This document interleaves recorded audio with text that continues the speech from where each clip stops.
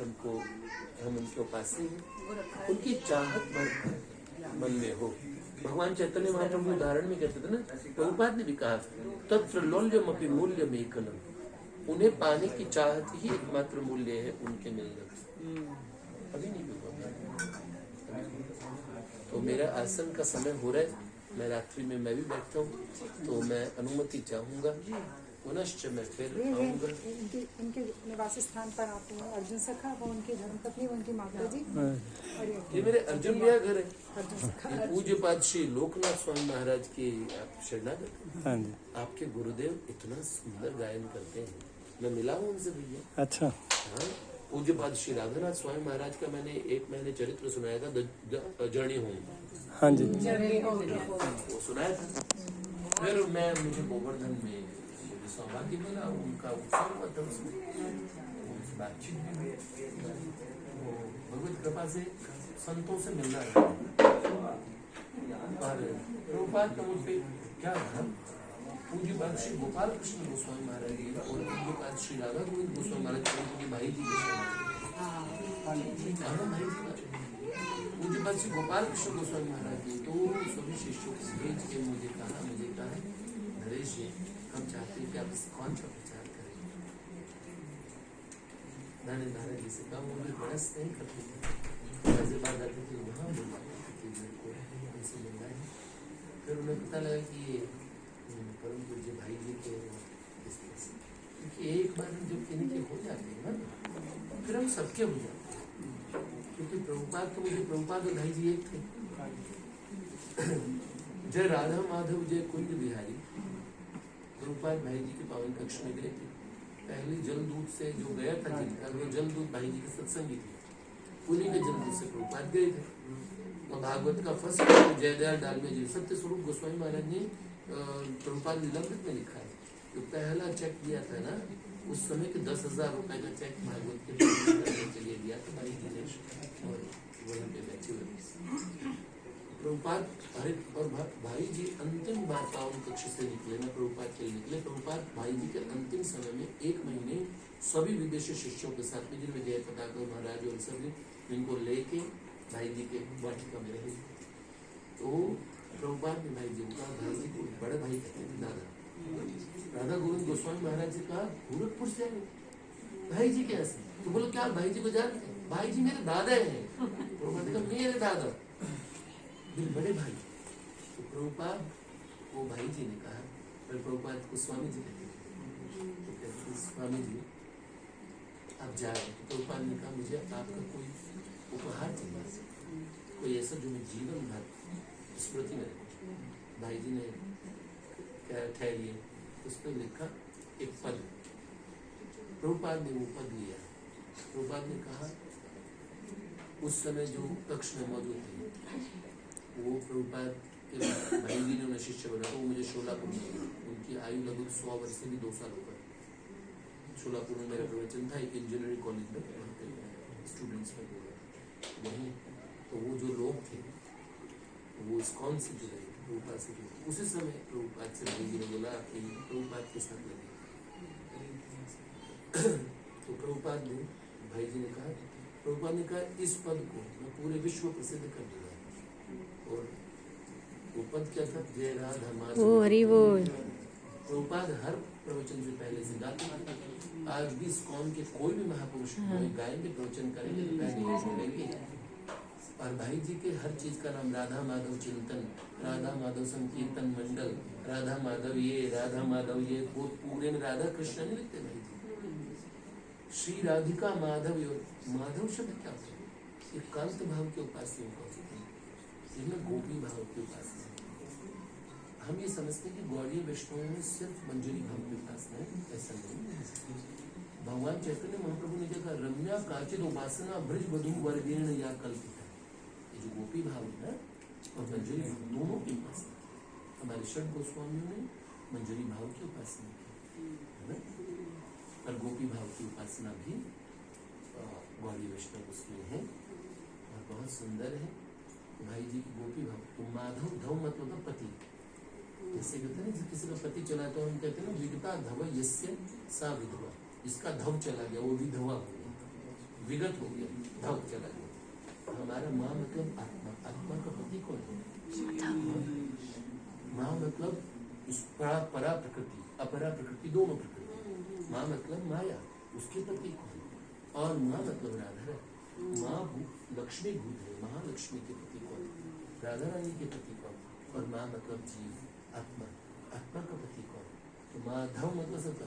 जब हम कांत भाव की उपासना में कहते हैं तो माधव धव कहते हैं, प्रियतम मानते हैं ना, तो माधव ना, तो भाई जी हर बार राधा माधव बोल सकते हैं। तो आप देखना उस कीर्तन में जय राधा माधव जो कुंज विहारी, सही है।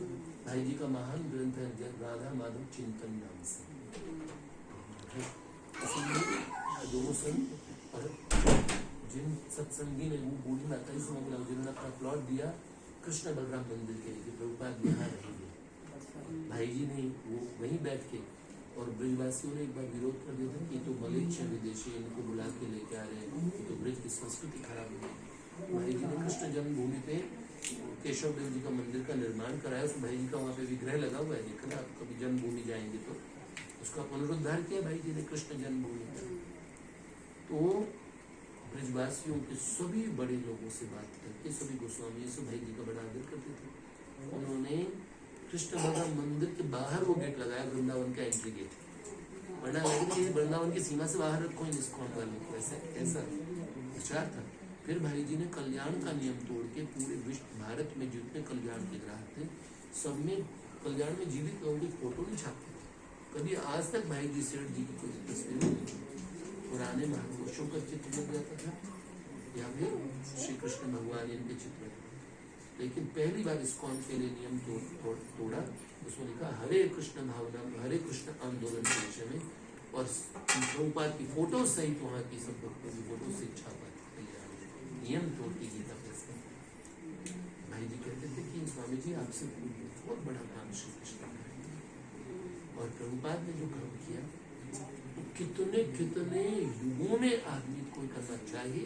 भले छुप देश का विश्व कौन सा प्रभुपाद का लीला में जो पढ़ेंगे उन्हें पता लग जाएगा, आंसू आ जाएगा।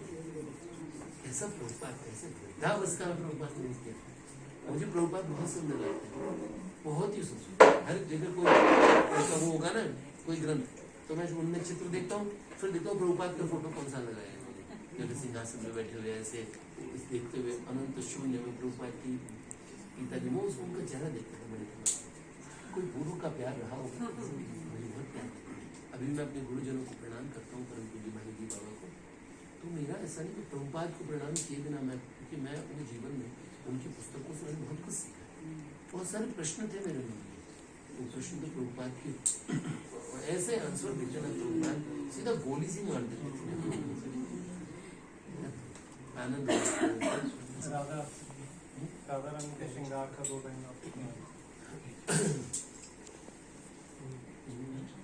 श्रृंगार के ऊपर तो बहुत कुछ पद, जैसे एक लाइन बोलो, किशोरी जू के अरुणा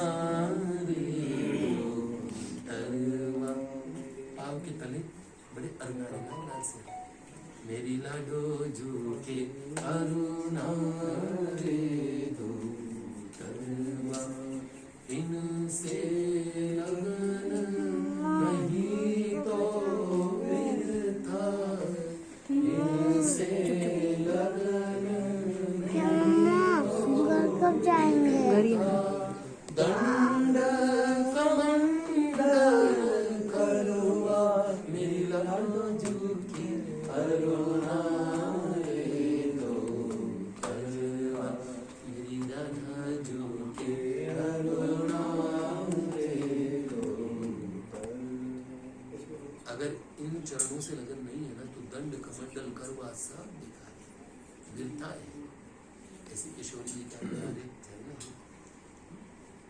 ये हमारे यहाँ तो कहते हैं क्योंकि हम ब्रजवासियों के कीर्ति सुता के पग पग में प्रयागराज, केशव को केली कुंज कोटि कोटि काशी है, जमुना में जगन्नाथ रेणुका में रामेश्वर, तरु तरु बसे यहाँ अयोध्या निवासी है, गोपिन के द्वार द्वार हरिद्वार बसे यहाँ, श्री केदारनाथ पीरे दास दासी है, स्वर्ग वैकुंठ को लेके करेंगे क्या, जान ले वो हमें हम वृंदावन वासी। रसखान जी का आपने सुनाया तो रसखान जी का तीनों विपक्ष बहुत है रसखान जी के। एक गाना मेरे साथ गाना पड़ेगा जी। यहाँ वॉश बेसिन है, मेरे को कुछ गले में खराश हो। एक बार जैसे फिर सुनाता हूँ, एक सेकंड के लिए इंट्रोडक्शन। आज गाना तू आ रहा साथ मेरे साथ में आएगा ना कभी। भैया खाली लड़का दूध वो थोड़ा हास्य वाला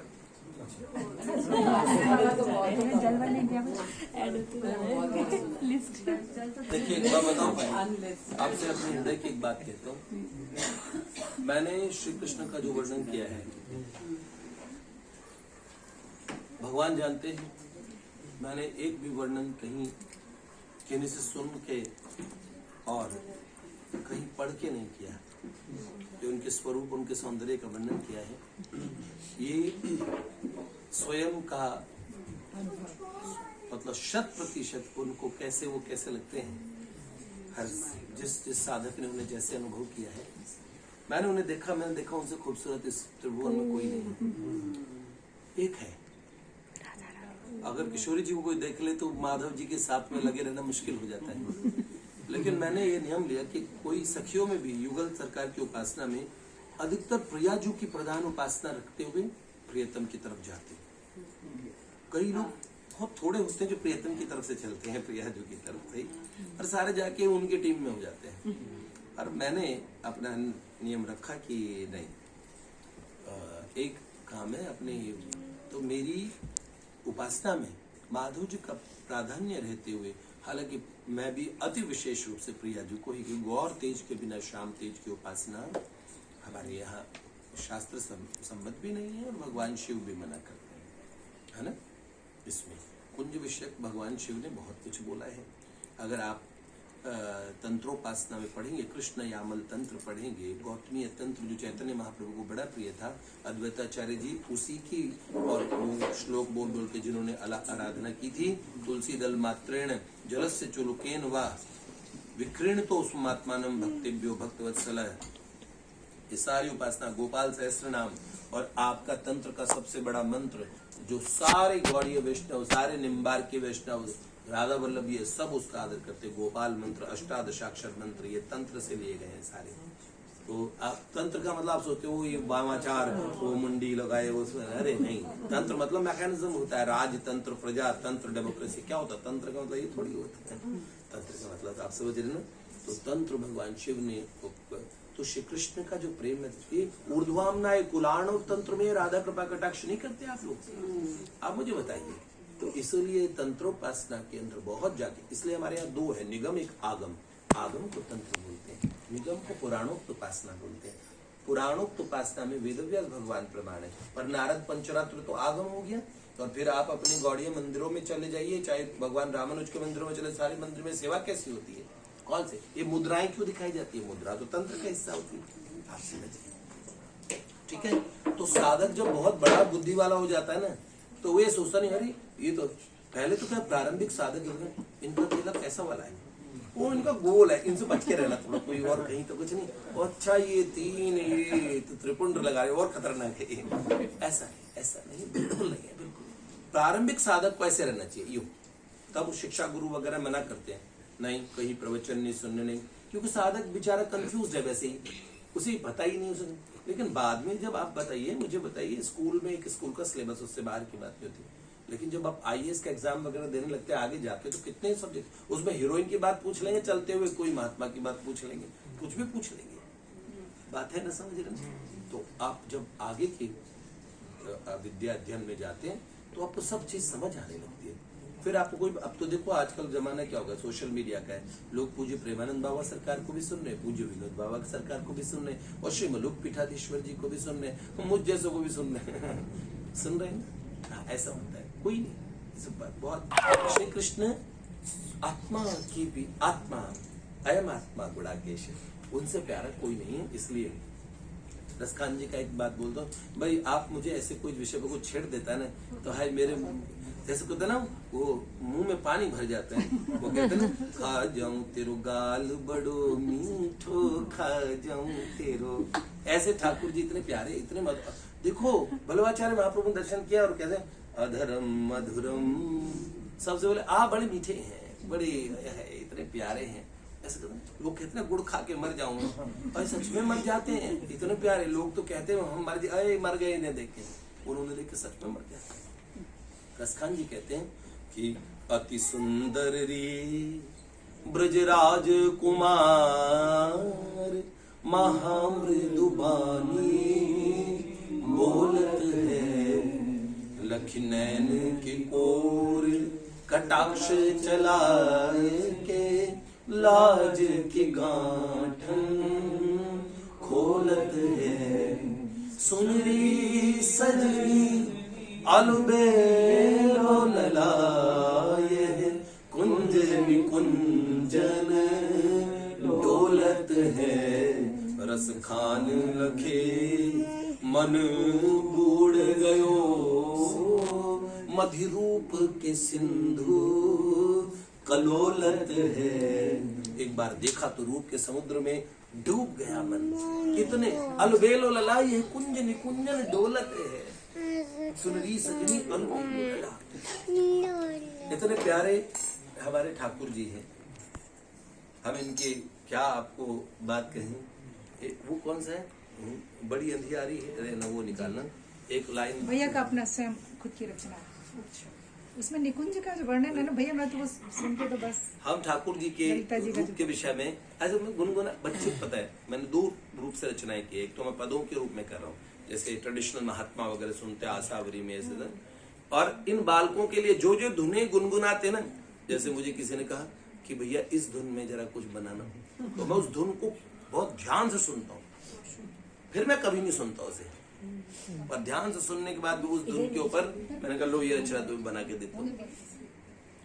क्योंकि श्री कृष्ण तो वही, अब मैं उन्हें जिन शब्दों में उनके विषय में बताऊंगा, वो सुनने वाले का जहां से वो वहां सीधा पहुंच जाए। तो अभी कुछ दिन पहले मैंने ऐसे एक बच्चा, वो माँ शारदे उन्होंने गाया, तो उन्होंने बोला भैया ये तो बड़ी प्यारी धुन है। तो मैंने कहा अच्छा श्री कृष्ण के स्वरूप पे बोलो उसमें। तो मैंने बोला नंदजू के लाल, नंदजू के लाल, हो बेबस मछलियां हम फंसी हो, तेरे रूप जाल नंदजू के लाल।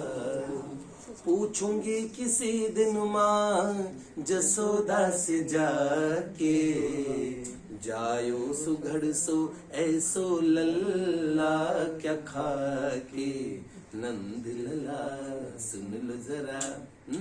पूछूंगी किसी दिन माँ जसोदा से जाके, जायो सुघड़ सो ऐसो लल्ला क्या खाके। फिर क्या, ये चंदा एक चकोरियां कितनी हो,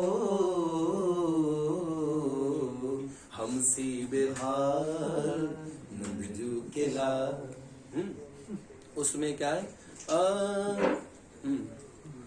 नदियां समंदर जैसी, नदियां समुंदर जैसी हमारी ये जोड़ी, तीर्थ हमारी बाबा नंद जू की पौड़ी। फिर क्या, हाँ, पुजारी ने तुमसे देवता को पाकर हुई हम निहाल नंद जू के लाल। अब हमारी विरह की उपासना नहीं है, संयोग विप्लंबक के भेद भाव महत्व है। एक विप्लंब भाव है, भगवान चैतन्य महाप्रभु ने बड़ी बड़ी उसकी महिमा कही। एक संयोग का भाव है कि प्रियतम सदा मेरे पास है, स्वकीय परकीय। और हमारे षड गोस्वामी ने परकीय भाव क्या सौंदर्य के एक से एक ग्रंथ रचा। अब जानते वैसे स्वकीय भाव भी होता है, दोनों भाव बड़े श्रेष्ठ होते हैं। तो उसमें मैं वियोग का भाव मेरे से सहन नहीं होता, तो मैंने उसमें लिखा, मीन जलाशय से हो दूर मरी जाती हैं, हम तो विरह की बातें सोच डरी जाती हैं, तुम्हारे बिन नहीं जीना माधव हो। देखो ना वो काल नंदजू के लाल, कहती है माधुरी हर आत्मा है दुल्हन, रहती क्या प्यारी दुल्हन कभी दूल्हे के बिन। खड़ी हम चंद्रवदनी सारी प्रतीक्षा में, लेके बरमाल नंदजू के लाल। तो हमारे ठाकुर जी सन्मुख हो। अब एक रचना कुछ लाइनें सुना के मैं जाऊंगा, क्योंकि मेरा आसन मेरी प्रतीक्षा कर रहा है। 2 घंटे का जाने का सफर है यहाँ से, आप पूरे 2 घंटे लगेंगे। ये सुनो जरा। इसमें क्या है, इसमें जो सखी कहती है ये अंतर की जो आत्मा है वो मैना है। मैना से प्रार्थना करती कि अरे मैना बड़ी अंधियारी रात है, तुम आसमानों से परे जाओ और प्रियतम के उस देश में जाओ, उस शहर में जाओ। तो बालक लोगों को बता रहा था ना, ये मुझे कोई बोलते कि अगर ये धुन पे बनाना है तो मैं उस धुन पे रचना कर देता हूँ। फिर इन्हीं के भावों को मैं पदों के उसमें लिखता हूँ, ताकि कोई महापुरुष रसिक संत वगैरह गाएं तो उन्हें तो ऐसे आसावरी इत्यादि जो राग उन्हें प्रिय है, वो मुझे भी खुद वही प्रिय है। नंद भवन को भूषण माए, जसोदा को लाल बीरहलधर को, गिरधर लाल महासुखदाय। शिव को धन संतन को सर्वस, महिमा वेद पुराण गाय। नंददास को जीवन गिरधर, गोकुल मंडल कुंवर कन्हाई। हरि नंद भवन को भूषण माय। तो ऐसा होता है। तो ये होता है शास्त्रीय पद्धति। पर बाकी श्री कृष्ण से जोड़ने के लिए जो भी पद्धति बन कैसे ये न केन प्रकारेण, तो ये न केन प्रकारेण में कुछ ऐसी रचनाएं भी आती। तो हमने उसमें लिखा, बड़ी अंधियारी रहना सब सोएरी मैना, इससे पहले कोई जागे जा तारों से आगे। उन आसमानों में जहां पी का शहर, जा सखी उस शहर उनके घर, बड़ी दूर वो शहर उनका घर। कोटि चंदा भी फीके जहां, ऐसे जलवे हैं पी के वहां। उनके मुखड़े की वो रोशनी, सूर्य जुगनू सदी के वहां। पीत पट की वो झलमल, नहीं रेशम नहीं मलमल। सोने की जो जरी है, मणि रत्नों से भरी है। मानो सितारों को लिया दामन में भर, जा सखी उस शहर। इतने एलिगेंट, इतने हैंडसम है वो, इतने सुंदर, इतने खूबसूरत छोरे हैं। क्या कहते हैं, महके कुंजों की रंगी छटा, रस बरसाती काली घटा।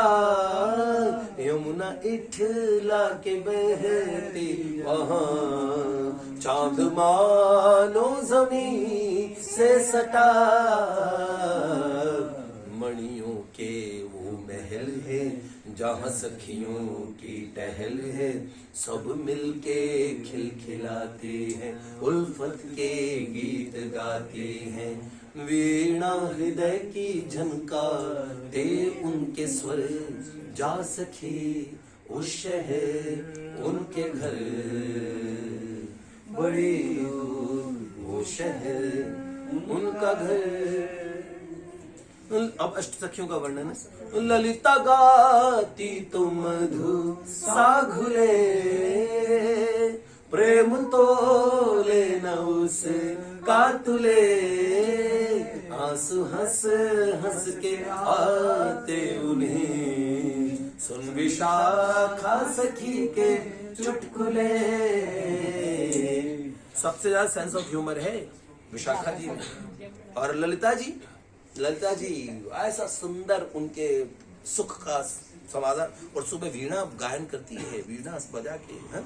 तो आंसू हंस हंस के आते उन्हें, सुन विशाखा सखी के चुटकुले। इंदुलेखा जी क्या करती है, हाथ देखती है और मेहंदी लगाती है, प्रेम और लव स्टोरी सुनाती है ठाकुर जी को, प्रेम गाथा है।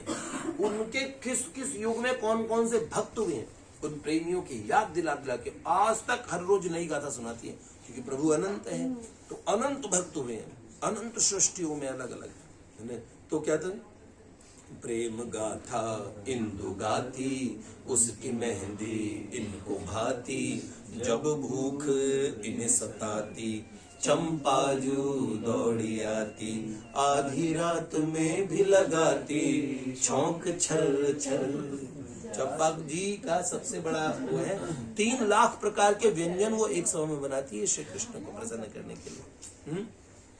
फिर क्या कहते हैं, चित्रमाजति बर तंजा, चित्रा सखी, चित्रमाजति बर तंजा, जिन थालियों में खाया होता है ना, उनको हृदय से लगा के चित्रमाजति, पहले पानी से खंगालती है ना, तो ऐसे करते तो सहचरी वायु है, वायु वहां की चंदा रूप सखी भी चंदा है, सूर्य भी चंदा, सितारे भी चंदा, और जितने लता पता सब पुष्प इत्यादि सब सखी स्वरूप है। तो जैसे वो उस खंगाल के उस जल को फेंकती हैं, तो वायु, और जो वायु रूपा सहचरी है, जो वहां की सखी है, वो सब जगह उसको पहुंचाती, छोटे छोटे कणों में, सीकरों में बना बना के। और जहां जहां कुंज निकुंजों में योजन दूर तक भी कोई पंछी है, मयूर वन, विभल वन, प्रेम वन, इन सब वनों में वो सब चोंच खोल के बैठ जाते हैं। उसी समय एक एक सीकर सबके मुख में आता है, सब आनंद श्री कृष्ण का उच्चिष्ट मिला। तो पंछी वहां नाचते हैं, क्या अजी लो जल्दी से दो ये, क्योंकि सब प्रसाद, क्योंकि सखियां बाद में सब पूरा फिनिश कर देती हैं। तो उन पंछियों को इतनी आशा रहती है कि इसमें अभी भी इसमें पाया था इस बात में। तो चित्रमाजति बर तंजहा, पंछी करते हैं नर्तन वहां, गुण प्रियतम के खुद शारदा, गाती कोकिल का धर तन वहां, जहाँ रहती तुंग विद्या, नहीं माया ना अविद्या, बल खाती रंग देवी, वो लजाती सीसु देवी, जहाँ रहती तुंग विद्या, नहीं माया ना अविद्या, झूमते हैं बादल जहाँ, सब रंग भर जा सखी, उस शहर उनके घर, बड़ी दूर शहर उनका घर। एक कड़ी और साथ में, दिन से बढ़ के हंसी रात है, प्रेयसिया प्रियतम साथ है, कृष्ण चंदा को घेरे हुए, सखियां तारों की बारात है, सब नाचे उनसे हिलमिल, मणि पैंजनियों की झिलमिल, बाहों में बाहें डालती है, लिपटी जो तरु से मालती है, ताता थे नाचे पाँव धर धर, जा सखी वो शहर उनका घर, बड़ी दूर। अब अंतिम लाइन सुनाता हूँ, बहुत सारी इसमें पंक्तियां हैं, लेकिन मैंने प्रमुख आपको सुना दी। कुछ सेंसर के कारण नहीं सुनाई, एक दो है ना, वो आप समझ गए होंगे। तो क्योंकि सब अधिकारी अलग अलग सब्जेक्ट होते हैं, तो इसमें अंत में हमने ऐसा कंक्लूजन निकाल के लिखा कि आसमां में कहीं गाँव है, ये तो प्रेमियों के भाव है, वो तो रहते हृदय में सदा, दिल ही गोकुल नंद गाँव, सर्वस्य चाहम हृदय सन्निविष्टो। गोलोक वैकुंठ में जो प्रभु विराजित है, वो हमारे भीतर भी विराजित है। दिल ही गोकुलो नंद गाँव है, यादें जो उनकी है ना उनको ही समझो मैं ना, यादें ही तो वो पाती है प्रियतम को लेके आती है, माधुरी ये कहती रहती ताल ठोक कर जा सखी उस शहर। अब ये सखी भी जाएगी उस शहर, तो आप मुझे अनुमति दें। भैया ऐसा ही है निकुंज जैसा आपने बोला। है इससे बहुत बहुत, ये तो शब्दों में बांध नहीं सकता। पूज्य सौभाग्य दीदी से मेरे एक दिन ऐसी बात चल रही थी, हम घूम रहे थे गोवर्धन की तलहटी में रात में, तो ऐसे उन्होंने मेरा हाथ पकड़ लिया। उनकी आयु 50 से 86 वर्ष है और लगभग 36 वर्ष तक ये आप रिकॉर्डिंग किसी को भेजना नहीं, ये महापुरुष